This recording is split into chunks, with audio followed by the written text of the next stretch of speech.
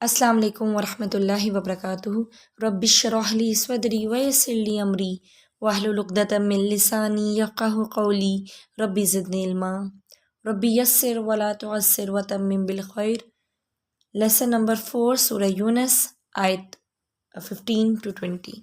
اعوذ باللہ من الشیطان الرجیم، بسم اللہ الرحمن الرحیم۔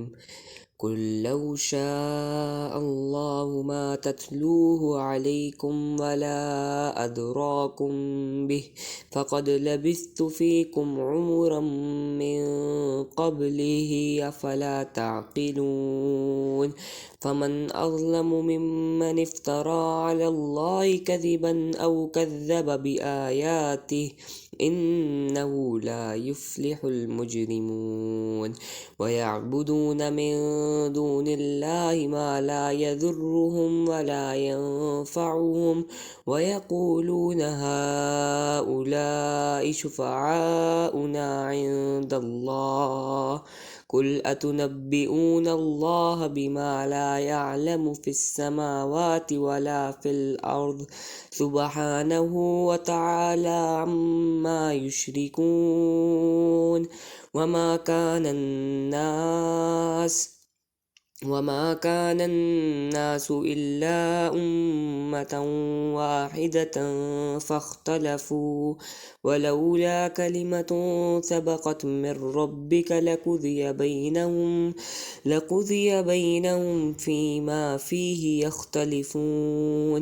ويقولون لولا أنزل عليه آية من ربه فقل انما الغیب للہ فانتظروا انی معکم من المنتظرین۔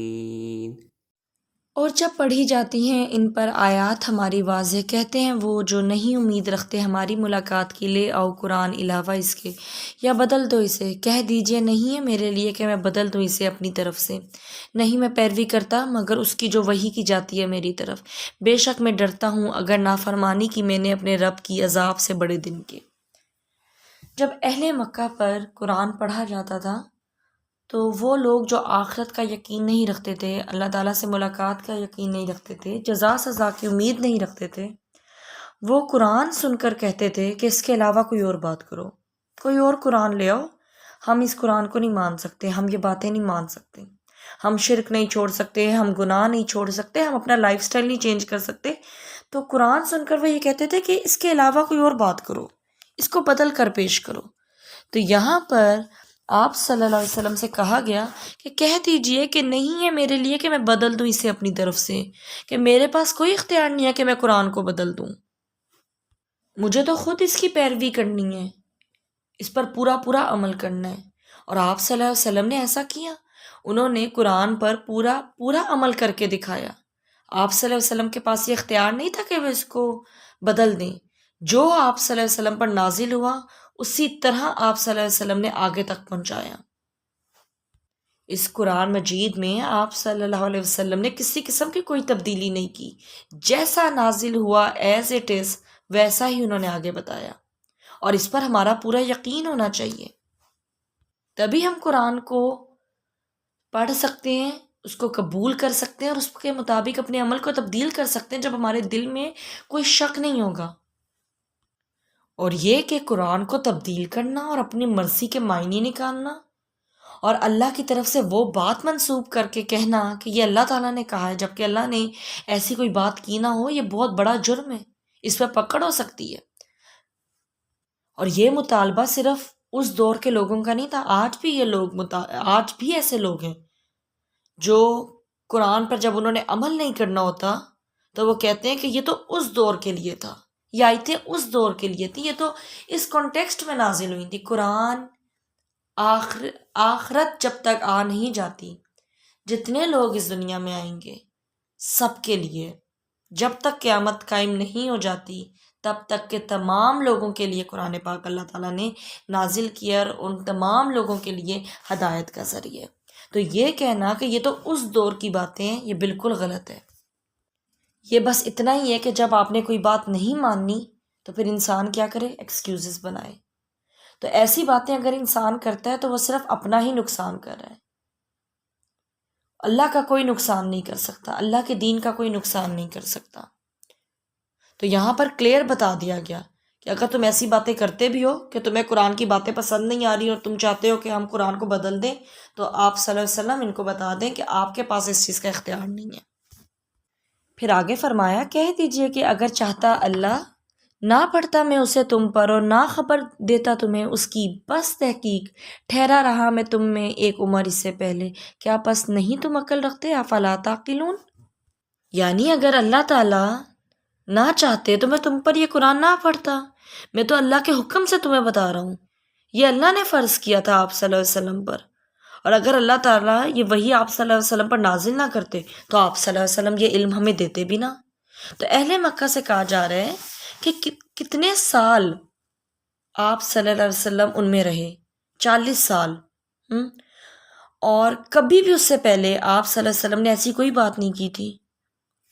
جو احکامات قرآن مجید میں آئے، جو جنت اور جہنم کی بات ہوئی، جو اللہ تعالیٰ کی نشانیوں کی بات ہوئی، ایسی کوئی بات آپ صلی اللہ علیہ وسلم نے ان میں پہلے نہیں کی تھی، کیونکہ آپ صلی اللہ علیہ وسلم کے پاس یہ علم تھا ہی نہیں۔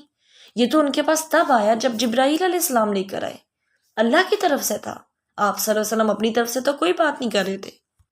اور ویسے بھی جو آپ صلی اللہ علیہ وسلم کی نارمل روٹین کی بات کا طریقہ ہوتا تھا وہ بالکل ڈیفرنٹ ہوتا تھا جب وہ قرآن پڑھ کر سناتے تھے، اس سے سینٹینس سٹرکچر ہی ڈیفرنٹ ہوتا تھا۔ وہ تو قرآن تو اللہ کا کلام ہے اور وہ اللہ کا کلام بتاتے تھے، اور جیسے جیسے وحی آتی تھی اس طریقے سے بتاتے تھے، ایز اٹ از ویسے ہی۔ تو یہاں پہ اہل مکہ سے کہا جا رہا ہے کہ میں نے 40 سال تم میں گزارے ہیں، تو کیا تم عقل سے کام نہیں لیتے کہ میں نے پہلے کبھی ایسی کوئی بات نہیں کی، تو میں اپنی طرف سے تو کوئی بات نہیں کر رہا، اللہ کا حکم مجھ پر آیا ہے، اللہ تعالیٰ نے اپنے احکامات مجھے بتائے ہیں اور مجھے یہ حکم دیا کہ میں تم تک پہنچا دوں، اور میں تم تک پہنچا رہا ہوں۔ جس کسی نے بڑے ہو کے جو کوئی کام کرنا ہوتا ہے نا، جو اس کا سارا بچپن ہوتا ہے، اس میں کہیں نہ کہیں اس کے بیہیویئر میں وہ چیزیں آبزرو کی جاتی ہیں۔ بچوں کے اندر شروع سے جو پروفیشن انہوں نے بڑے ہو کے چوز کرنا ہوتا ہے، یا جو ان کی لائکس ہوتی ہیں، ان کی ڈس لائکس ہوتی ہیں، وہ ان کی نیچر میں کہیں نہ کہیں نظر آنے لگ جاتی ہیں۔ تو آپ صلی اللہ علیہ وسلم کو تو نہیں پہلے یہ ساری باتیں پتہ تھیں، یہ تو اللہ تعالیٰ نے ان کو علم دیا تھا۔ اس سے پہلے تو کبھی ان میں اہل مکہ کو ان سے کوئی ایشو نہیں ہوا تھا، کیونکہ انہوں نے کبھی یہ بات ہی نہیں کی تھی، ایسی باتیں ہی نہیں کی تھی۔ یہ تو جب وحی آنا شروع ہوئی اور آپ صلی اللہ علیہ وسلم پر فرض تھا کہ جو ان کو بتایا جا رہا ہے وہ انہوں نے آگے بتانا ہے، اور وہ بتاتے تھے، اور تب اہل مکہ کو ایشو ہونے لگا نا۔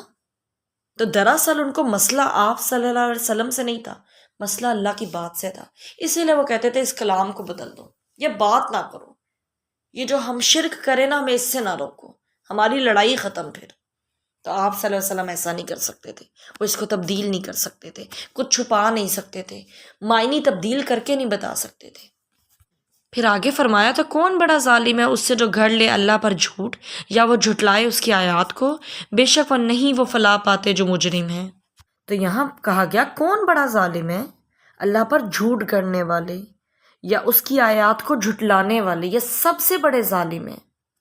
اللہ پر جھوٹ گڑھنا کیا ہے؟ کہ اللہ کے ساتھ شرک کیا جائے، جن چیزوں کو اللہ تعالیٰ نے اپنے ساتھ شریک نہیں ٹھہرایا ان کو اللہ کے ساتھ شریک ٹھہرایا جائے، اور اللہ تعالیٰ کی آیات کو جھٹلانا یعنی اللہ تعالیٰ کی بات نہ ماننا، اللہ تعالیٰ کے احکامات کو جھٹلانا۔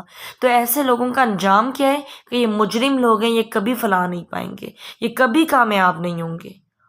اور مجرم سے مراد یہاں پہ شرک کرنے والے، کیونکہ یہ لوگ اللہ کو چھوڑ کر ان کی عبادت کرتے ہیں جو ان کو کوئی نفع نقصان نہیں پہنچا سکتے، نفع نقصان کے مالک ہی نہیں ہیں۔ آگے فرمایا نا، اور وہ عبادت کرتے ہیں سوائے اللہ کے اس کی جو نہیں وہ نقصان دیتا انہیں اور نہ وہ نفع دیتا ہے انہیں، اور وہ کہتے ہیں یہ سفارشی ہیں ہمارے اللہ کے ہاں۔ کہہ دیجئے کیا تم خبر دیتے ہو اللہ کو اس کی جو وہ نہیں جانتا؟ آسمانوں میں اور نہ زمین میں، پاک ہے وہ اور بلند تر ہے وہ اس سے جو تم شریک ٹھہراتے ہو۔ یعنی انہوں نے خود ہی سے ایک بات بنا لی کہ یہ اللہ کے ہماری سفارش کریں گے، کہ اللہ تعالیٰ نے ان سے یہ وعدہ کیا تھا کہ ان کی عبادت کرو، یہ تمہاری سفارش کریں گے میرے پاس۔ اور آج کل بھی مسلمانوں میں اس طرح کا عقیدہ ہے۔ کیسی باتیں مشہور ہیں، خدا جب پکڑے چھڑا لے محمد، محمد کا پکڑا چھڑا کوئی نہیں سکتا۔ اس طرح کے عقیدے بن گئے مسلمانوں کے، یا فلاں پیر یا فلاں بابا ہمیں بچا لے گا، ہمیں چھڑا لے گا۔ تو اللہ تعالیٰ نے تو ایسی کوئی بات نہیں کی، کہیں قرآن میں اللہ نے کہا کہ فلاں کو میرا شریک بناؤ اور وہ تمہاری سفارش کرے گا۔ بار بار قرآن میں یہی بات آتی ہے کہ جس کو اللہ تعالیٰ اجازت دیں گے وہ سفارش کر سکے گا۔ آپ صلی اللہ علیہ وسلم کو بھی جن لوگوں کی سفارش کرنے کی اجازت دی جائے گی وہ صرف ان کی سفارش کریں گے۔ اچھا، ہمیں جو چیزیں بتائی گئی ہیں نا، ہم نے وہ چھوڑ دی ہیں۔ مثال کے طور پر حدیث کا مفہوم ہے کہ جو سورہ بقرہ پڑھے گا، جو سورہ آل عمران پڑھے گا، وہ قیامت کے دن اللہ تعالیٰ سے اس کے حق میں جھگڑا کریں گی اور اس شخص کو جنت تک پہنچا دیں گی۔ یہ کام ہم نہیں کرتے۔ ہم اپنی ڈیلی روٹین میں اگر اپنے پاس ایک چھوٹا قرآن مجید اپنی سائڈ ٹیبل پہ رکھ لیں اور ایک آیت، نہیں ہے نا ٹائم ہمارے پاس، ہم بہت بزی ہوتے ہیں، ہم ایک آیت صرف سورہ بقرہ کی اور صرف سورہ آل عمران کی ڈیلی پڑھنے لگ جائیں، یہ سوچ کے کہ یہ ہماری اللہ کے ہاں سفارش کریں گے، تو ہمارے پاس ہمیں کتنا فائدہ ہو۔ ایک آیت پڑھنے پہ ہمیں کوئی وقت نہیں لگے گا۔ آپ اس کو مارک کر لیں، اس کے اندر ایک آپ کی پینسل یا پین پڑھو، ایک پیج پڑھو کہ یہاں تک میں نے پڑھ لی ہے، اور ہر روز آپ ایک ایک آیت پڑھتے جائیں، تو یہ ہماری سفارش کریں گے جن کا ریفرنس ہمیں حدیث سے ملتا ہے، جن کی گارنٹی ہے، نہ کہ یہ کہ انسان بتوں کے آگے سجدہ کرے، پیروں کے پاس جائے، بابوں کے پاس جائے، یہ ہماری سفارش نہیں کر سکتے۔ اس دن تو تمام انبیاء کرام بھی جو پیغمبر ہیں وہ بھی نفسی نفسی کر رہے ہوں گے، ہر کسی کو اپنی فکر ہوگی۔ قرآن میں ایک اور جگہ آتا ہے نا، وَلَا تَزِرُ وَازِرَةٌ وِزْرَ أُخْرَىٰ، کوئی بوجھ اٹھانے والا کسی دوسرے کا بوجھ نہ اٹھائے گا، سب کو اپنی فکر ہوگی۔ اور یہ جو آگے کہا گیا نا کہ کیا تم اللہ تعالیٰ کو وہ بات بتاتے ہو جو اللہ جانتا نہیں، تو اس سے مراد یہ ہے کہ اللہ نے تو کہیں نہیں فرمایا نا کہ تم میرے ساتھ شریک کرو، تو یہ اللہ تعالیٰ پر جھوٹ باندھنا ہے۔ اور یہ کیا کہتے تھے کہ فرشتے اللہ کی بیٹیاں ہیں، نعوذ باللہ، مطلب خود سے انہوں نے فرشتوں کا جینڈر بھی ڈیسائیڈ کر لیا۔ ایک اور جگہ قرآن میں آتا ہے نا، اس آیت کا مفہوم یہ کہ اپنے لیے تو یہ بیٹے پسند کرتے ہیں، تو اللہ کے لیے یہ بیٹیاں پسند کر رہے ہیں، تو اللہ تعالیٰ کے بارے میں یہ وہ باتیں کرتے ہیں جو اللہ تعالیٰ کو، مطلب یہ وہ باتیں بتا رہے ہیں جو اللہ نہیں جانتا ہے۔ نعوذ باللہ، اس سے مراد یہ نہیں ہے کہ اللہ کے پاس اللہ کا علم ناقص ہے، اس کا مطلب یہ ہے کہ تم ایک بیکار، فضول اور جھوٹی بات کر رہے ہو جس کی کوئی حقیقت نہیں ہے۔ اللہ تعالیٰ تو پاک ہے، اعلیٰ ہے، بلند ہے، اس کی ذات ان تمام عیبوں سے پاک ہے۔ اللہ تعالیٰ کو شریکوں کی ضرورت نہیں ہے، اور اس بات کا تو کائنات میں کوئی وجود ہی نہیں ہے جو یہ بات یہ کرتے ہیں، اس کی کوئی حقیقت ہی نہیں ہے۔ لیکن یہ بات شروع کیسے ہوئی؟ From where was it started and how? دراصل سب ایک امت تھے، دنیا کے تمام لوگ، سارے انسان امت اسلام تھے، ایک ہی دین تھا سب کا، لیکن پھر انہوں نے آپس میں کیا کیا؟ اختلاف کیا۔ آگے اللہ تعالیٰ نے فرمایا، اور نہ تھے لوگ مگر امت ایک ہی، پھر انہوں نے اختلاف کیا، اور نہ ہوتی ایک بات جو طے ہو چکی آپ کے رب کی طرف سے، البتہ فیصلہ کر دیا جاتا درمیان ان کے اس معاملے میں جس میں وہ اختلاف کرتے ہیں۔ اور وہ کہتے ہیں کیوں نہ اتاری گئی اس پر کوئی نشانی اس کے رب کی طرف سے، تو کہہ دیجئے بے شک غیب اللہ ہی کے لیے، بس تم انتظار کرو، بے شک میں تمہارے ساتھ انتظار کرنے والوں میں سے ہوں۔ تو یہاں بتا دیا گیا کہ سب کا دین پہلے ایک ہی تھا، لیکن انہوں نے آپس میں اختلاف کیا ایمان اور کفر میں۔ تو اگر قیامت کے دن فیصلہ نہ ہونا ہوتا تو دنیا میں ہی اللہ تعالیٰ ان کا فیصلہ کر دیتا، لیکن اللہ کا ایک نظام ہے کہ قیامت کے دن ڈیسائیڈ ہوگا کہ کون حق پر ہے اور کون حق پر نہ تھا۔ اگر یہ چیز ڈیسائیڈڈ نہ ہوتی کہ قیامت کے دن یہ فیصلہ ہوگا تو اللہ تعالیٰ صرف مومنوں کو چھوڑتا، اور جو لوگ شرک کر رہے ہیں اللہ تعالیٰ ان کو تباہ و برباد کر دیتا، کیونکہ یہ بات اللہ تعالیٰ کے نزدیک بہت ناپسندیدہ ہے۔ تو اس سے ہمیں کیا سمجھ آتا ہے کہ شرک بعد میں آیا ہے، پہلے سب ایک دین پر تھے، اور جو لوگ شرک کر رہے ہیں اور وہی سوچتے ہیں کہ ہماری پکڑ نہیں ہو رہی، تو ان کو یہ بات یاد رکھنی چاہیے کہ قیامت کے دن اللہ تعالیٰ فیصلہ کر دے گا۔ پھر اہل مکہ یہ کہتے تھے کہ آپ صلی اللہ علیہ وسلم پر کوئی معجزہ کیوں نہیں اترتا؟ اگر یہ سچے ہیں تو ان کے پاس کوئی معجزہ کیوں نہیں ہے؟ تو کہا گیا کہ غیب کا علم اللہ کے پاس ہے، معجزات تو غیب میں ہیں، اور غیب کا مالک صرف اللہ تعالیٰ ہے۔ آپ صلی اللہ علیہ وسلم کے پاس کوئی اختیار نہیں تھا کہ وہ خود سے ان کو کوئی معجزہ دکھا دیتے، اور اللہ تعالیٰ نے ویسے بھی پیغمبروں کو اپنے دین کے لیے بھیجا ہے، لوگوں کو ہدایت دینے کے لیے بھیجا ہے، نہ کہ کسی کھیل تماشے کے لیے کہ وہ معجزے دکھاتے پھریں۔ اور جب کسی قوم کو پھر پر کوئی معجزہ ظاہر ہو جاتا ہے نا، اور وہ اس کے بعد اللہ تعالیٰ کی اطاعت نہیں کرتے، پھر ان پر عذاب آتا ہے۔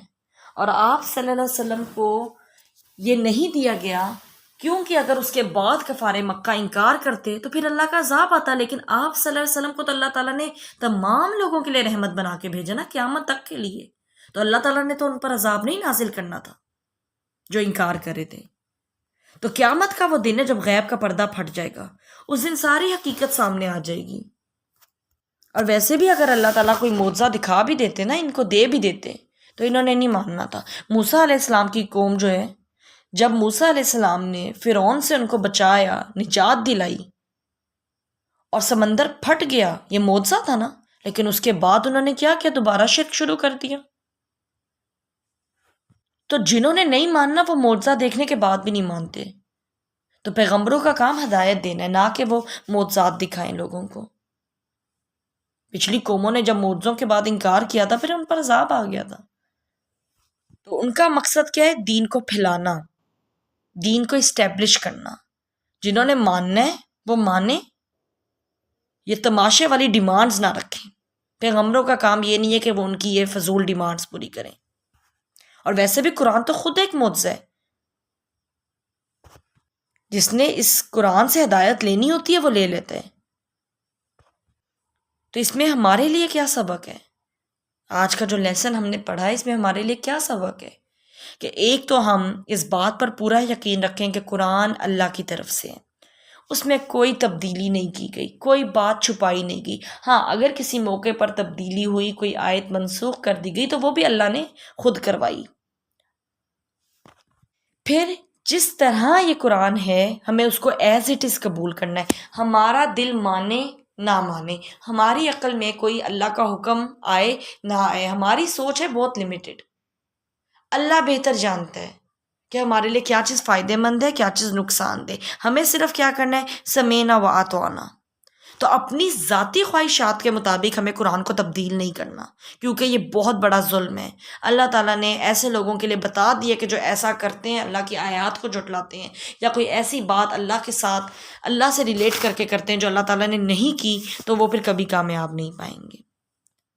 اللہ تعالیٰ سے دعا ہے کہ اللہ تعالیٰ ہمیں دین پر ثابت قدم رکھے، ہمیں سیدھے راستے کی طرف لے کے چلے، سیدھے راستے کی طرف ہماری رہنمائی کرے، اور اللہ تعالیٰ ہمیں ان لوگوں میں شامل کرے جو صاف دل کے ساتھ اللہ تعالیٰ کے احکامات کو قبول کرتے ہیں اور اپنی زندگیوں کو اس قرآن کے مطابق تبدیل کرتے ہیں۔